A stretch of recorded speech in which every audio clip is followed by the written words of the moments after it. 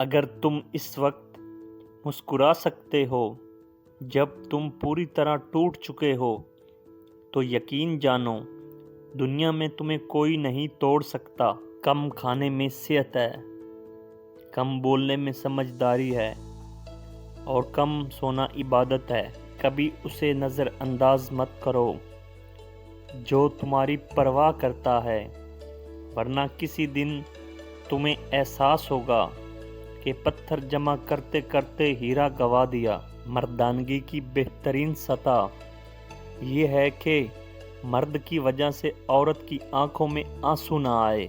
اپنی جسمانی طاقت اور دولت پر کبھی بھروسہ مت کرنا، کیونکہ بیماری اور غربت آنے میں دیر نہیں لگتی۔ لوگوں سے یاد کرنے کا شکوہ مت کر، کیونکہ جو انسان رب کو بھول سکتا ہے وہ سب کو بھول سکتا ہے۔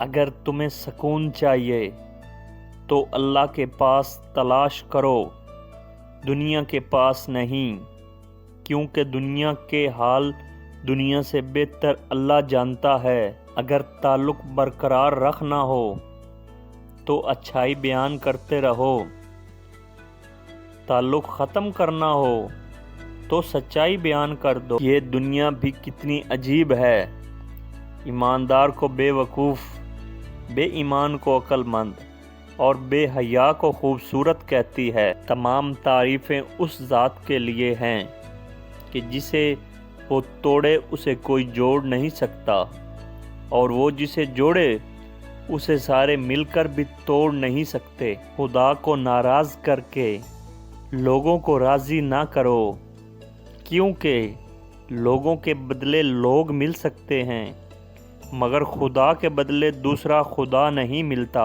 جھوٹ کا بھی ایک ذائقہ ہوتا ہے، خود بولو تو میٹھا، اگر دوسرا کوئی بولے تو کڑوا لگتا ہے۔ تنگ دستی میں سخاوت کرنا اور غصے میں سچ بولنا اور طاقت ہوتے ہوئے معاف کر دینا بہترین نیکی ہے۔ وہ غلطی سب سے بڑی غلطی ہے جس کے غلط ہونے کا احساس تک نہ ہو۔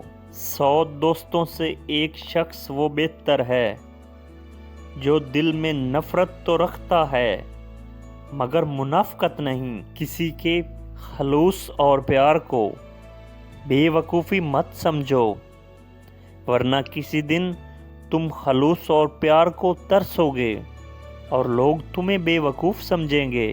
جاہل نہ اپنی کمزوری کو سمجھتا ہے اور نہ ہی نصیحت کرنے والے کی باتوں کو قبول کرتا ہے۔